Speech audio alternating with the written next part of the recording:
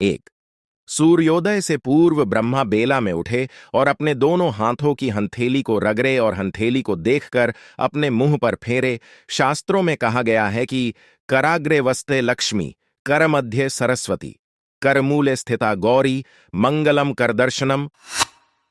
इसलिए प्रातःकाल उठकर अपने दोनों हाथों को देखे और अपने सर पर फेरे। सूर्योदय से पहले का समय वातावरण में ऑक्सीजन की मात्रा अधिक होती है, जो स्वास्थ्य के लिए लाभकारी है। इस समय का उपयोग ध्यान, योग और प्राणायाम के लिए किया जा सकता है, जिससे मानसिक और शारीरिक शुद्धि होती है। कराग्रे वस्ते लक्ष्मी का भाव यह है कि दिन की शुरुआत सकारात्मकता और आत्मचिंतन से हो, जिससे मन स्थिर और उत्साहित रहे। 2, मल, मूत्र, दातुन और भोजन करते समय मौन, शांत रहे। योग और प्राणायाम करें, जिसको करने से शरीर हमेशा निरोग रहता है।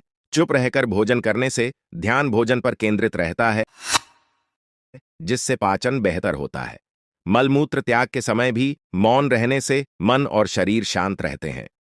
मौन का अभ्यास आत्मसंयम और मानसिक शांति बढ़ाता है। 3, प्रातः अपने माता पिता, गुरुजनों और अपने से बड्ढों का आशीर्वाद ले। ऋषियों ने कहा है कि जो भी माता बहन या भाई बंधु अपने घरों में रोज अपने से बड़ों या पति, कंपोनेंट प्लेसमेंट, सास ससुर का रोज आशीर्वाद लेते हैं, उनके घर में कभी अशांति नहीं आती है या कभी भी तलाक या महामारी नहीं होती है। इसलिए अपने से बड़ों की इज्जत करें और उनका आशीर्वाद लें।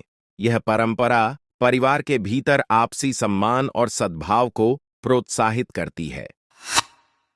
बड़े बुजुर्गों का आशीर्वाद लेने से मन में सकारात्मक ऊर्जा का संचार होता है। 4 तिलक किए बिना और अपने सर को बिना ढके पूजा पाठ और पितृकर्म या कोई भी शुभ कार्य न करें। जहां तक हो सके तिलक जरूर करें। तिलक को शुभ और ऊर्जा का प्रतीक माना गया है। सिर ढककर पूजा करना विनम्रता और ध्यान केंद्रित करने का प्रतीक है। माथे पर तिलक लगाने से मस्तिष्क के बीच स्थित अजना चक्र को सक्रिय करने का प्रयास होता है, जिससे ध्यान और मानसिक शांति मिलती है। 5, रोज नहा धोकर अपने शरीर को स्वच्छ करें, साफ वस्त्र पहने, गुरु और ईश्वर का चिंतन करते हुए अपने काम को ईश्वर की सेवा करते हुए करें। कुछ भी खाने पीने से पहले गाय, कुत्ता और कौवा का भोजन जरूर निकले। इसको करने से आपके घर में अन्ना का भंडार हमेशा भरा रहेगा। साफ वस्त्र और स्वच्छ शरीर स्वास्थ्य को बनाए रखते हैं और मन में पवित्रता का भाव जागृत करते हैं। पशु पक्षियों के लिए भोजन, यह परोपकार और पर्यावरण संतुलन का संकेत है। इसके पीछे यह विश्वास है कि सभी जीवों का पेट भरने से सकारात्मक ऊर्जा प्राप्त होती है। 6, सोते समय अपना सिरहाना, सर दक्षिण या पूर्व दिशा की तरफ करें। सिरहाना पूर्व या दक्षिण दिशा की ओर रखने से धन व आयु की बढ़ोत्तरी होती है। उत्तर की ओर सिरहाना रखने से आयु की हानि होती है।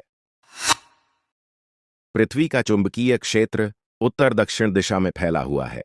यदि सिर उत्तर दिशा की ओर होता है तो यह चुंबकीय तरंगों के साथ विरोधाभास पैदा कर सकता है, जिससे रक्त प्रवाह और नींद पर बुरा असर पड़ता है।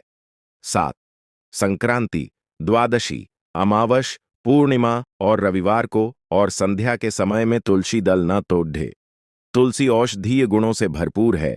यह हवा को शुद्ध करती है और रोगाणुओं को कम करती है। तुलसी को देवी का प्रतीक मानकर उसका संरक्षण प्रकृति की रक्षा का संदेश देता है। 8, कभी भी बीम या शहतीर के नीचे न बैठें और न ही सोएं। इससे देह पीड़ा या सिर दर्द होता है। 10, घर में पोछा लगाते समय पानी में नमक या सेंधा नमक डाल लें। घर में झाड़ू पोंछा खुले स्थान पर न रखें। 11, घर में टूटे फूटे बर्तन, टूटा दर्पण, शीशा, टूटी चारपाई या बेड न रखें। इनमें दरिद्रता का वास होता है। 12, यदि घर में कोई घड़ी ठीक से नहीं चल रही है तो उन्हें ठीक करा लें। बंद घड़ी गृह स्वामी के भाग्य को कम करती है। टूटे बर्तन, शीशे या बंद घड़ी घर में नकारात्मकता फैलाने का प्रतीक हो सकते हैं। इन्हें ठीक कराने से मनोबल बढ़ता है और सकारात्मकता आती है। टूटे सामान को दरिद्रता और आलस्य से जोड़ा गया है, जो जीवन की प्रगति में बाधा बनते हैं।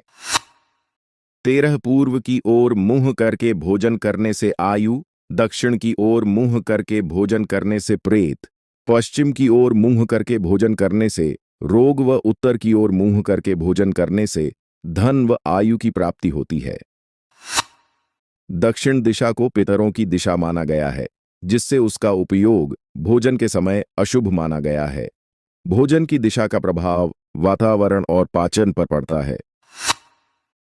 पूर्व दिशा में भोजन करते समय ऊर्जा और शांति महसूस होती है, जबकि अन्य दिशाओं का प्रतीकात्मक महत्व होता है। 14 परोपकार का पालन करें, असहाय, गरीब और पशुओं और पर्यावरण की रक्षा करें। गरीबों, असहायों और पर्यावरण की रक्षा से समाज में सामूहिक सद्भाव और संतुलन बना रहता है।